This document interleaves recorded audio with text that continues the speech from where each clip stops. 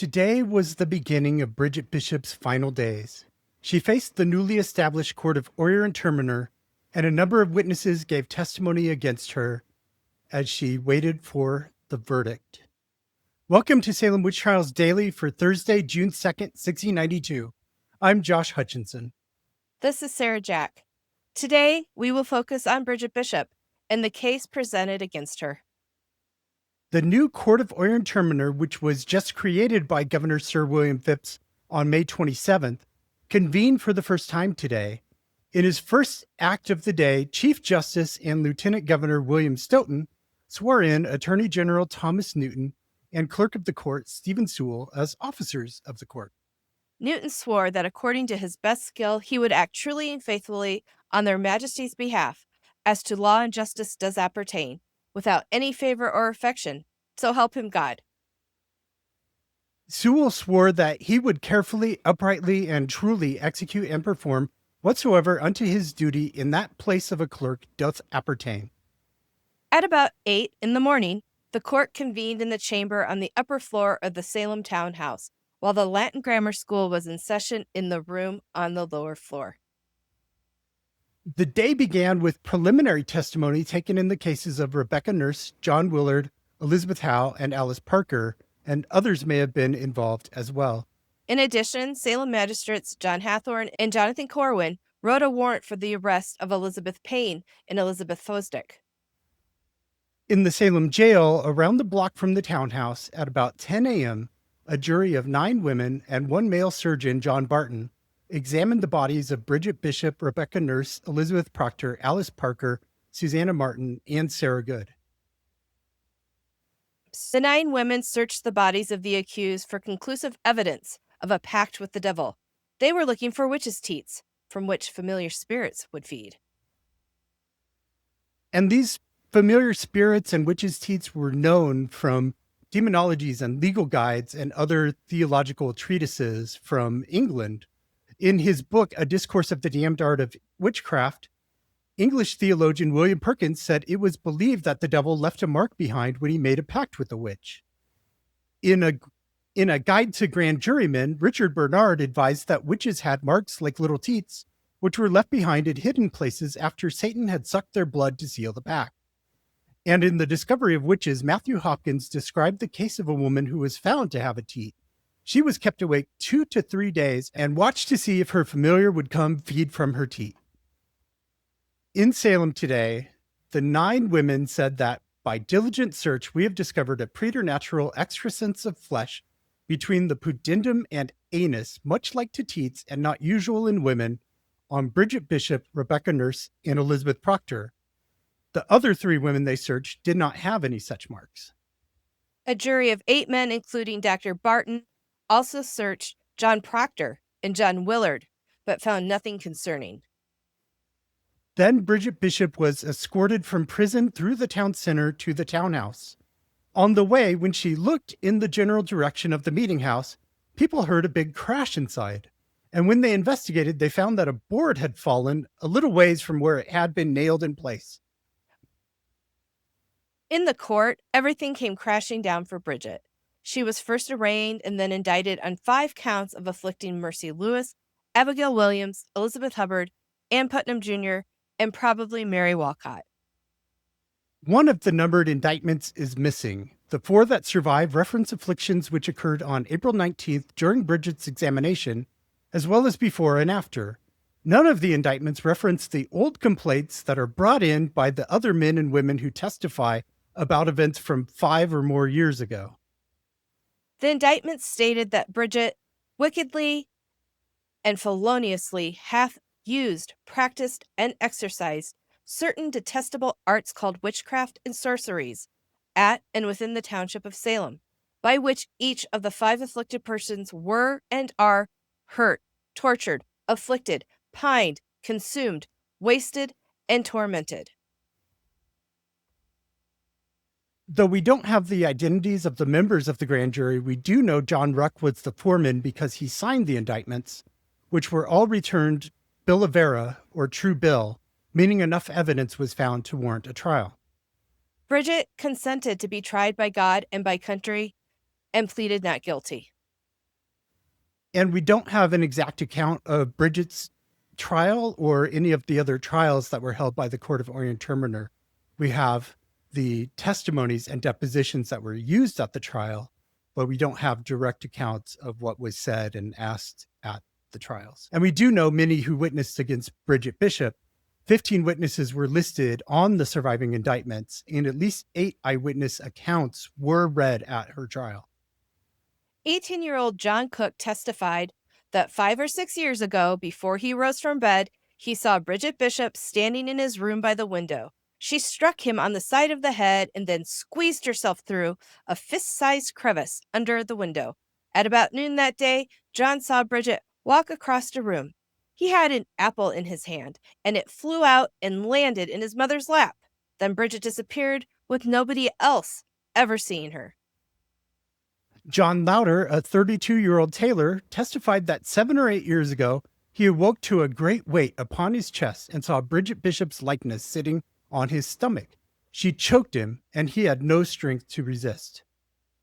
At the time, John was living in the home of John Gedney, whose wife Susanna was in the orchard with John Louder one day while Bridget Bishop was in her adjoining orchard. Susanna Gedney confronted Bridget Bishop about the incident with John Louder, and Bridget supposedly threatened him. Soon, one Sabbath day, John Louder stayed home from meeting due to illness. Though the doors of the room were shut, he saw a black pig approach him. He tried to kick the poor pig, and it vanished. Next, a strange creature came into the window and stood just before John. He described the thing as having a body like a monkey, only the feet were like a cock's feet with claws, and the face somewhat more like a man's than a monkey's. Peculiar. John was so scared that he was frozen in place, while the monkey rooster man spoke to him, saying, "If you will be ruled by me, you shall want for nothing in this world." John said, "You devil, I will kill you," and tried to clap his hands around the thing, but his hands just came together empty.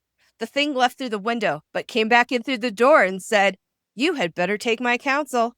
John tried to hit it with a stick, but he just hit the ground and broke the stick. The creature vanished again, and John went outside to look for it, but saw Bridget Bishop and was again frozen like a deer in headlights. In candlelight? It's 1692. Candlelight. Carriage Wagon candlelight. lantern Yeah. or something. Yeah, like that kind of thing. The creature appeared outside and seemed to be coming at John, so he cried out, "The whole armor of God be between me and you." The monkey creature jumped up and over an apple tree and departed, shaking loose many apples. That was a good one. Now, Sarah and Samuel Shattuck testified that all the way back in 1680, the woman then named Bridget Oliver, who was the widow of Thomas Oliver and hadn't married her third husband, Edward Bishop, yet, she came to their house to buy a hogshead, but couldn't agree upon a price. And she also visited a number of times on minor errands.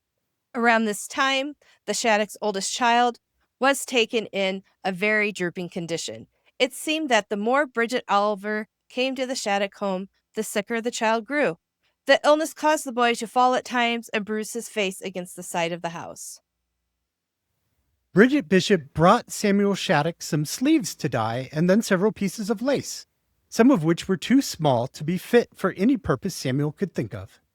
After Bridget paid for the dyeing, Henry Williams, who lived in the house, put the money in a purse and locked it up in a box, yet somehow it disappeared. Somehow, Henry, it just disappeared on its own. The child grew sicker and had worse and worse fits. He often cried all day until his strength gave out and he fell asleep. Over time, the boy seemed to lose his ability to reason, and Samuel judged that the boy was enchanted. Samuel reported there was a bizarre incident involving a strange man and a request for cider, and Bridget Oliver allegedly scratched his boy's face, after which he was not well. According to Samuel Shattuck, his son saw many doctors, both local and from elsewhere, and they all agreed he was under an evil hand of witchcraft. 57-year-old John Bly Sr. and his 15-year-old son William claimed that 7 years ago, when the boy was 8, they were hired by Bridget Bishop to take down the cellar wall of the old house she formerly lived in, and they found poppets, made of rags and hog's bristles and headless pins in them with points outward. John Bly also testified with his wife Rebecca that Bridget Bishop quarreled with them over a pig sale, soon after which the sow in question was taken with strange fits, jumping and knocking her head against the fence, seeming to have lost her sense of sight and hearing as well as her appetite. A neighbor suggested they feed the sow red okra and milk, which seemed to make it better, but then it spent 2 hours running in the street, jumping and running between the Bly house and the Bishop house. After that, the sow was well. It had a good run. After it had a good run.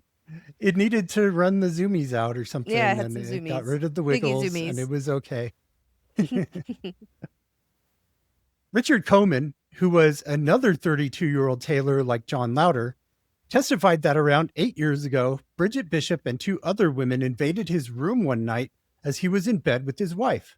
The 2 other women were strangers, but Richard recognized Bridget by her red paragon bodice and the rest of her clothing that she then usually did wear.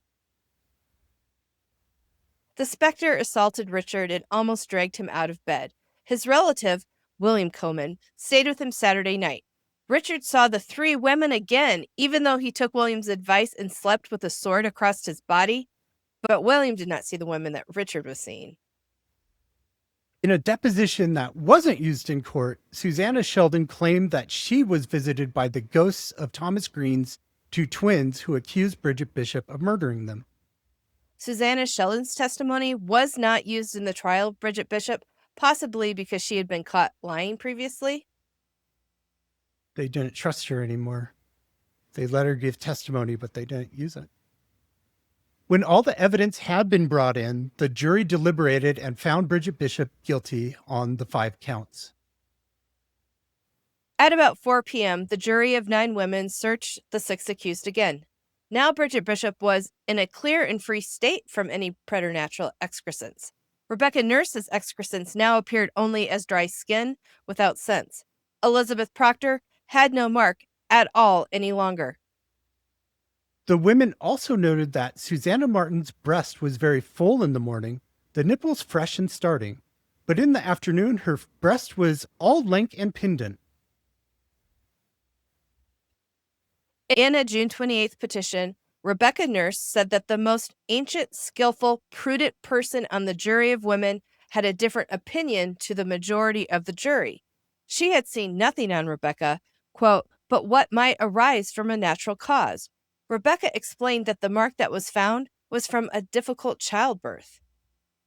And Rebecca suggested that a new jury of women be formed using women that she recommended who were most grave, wise, and skillful.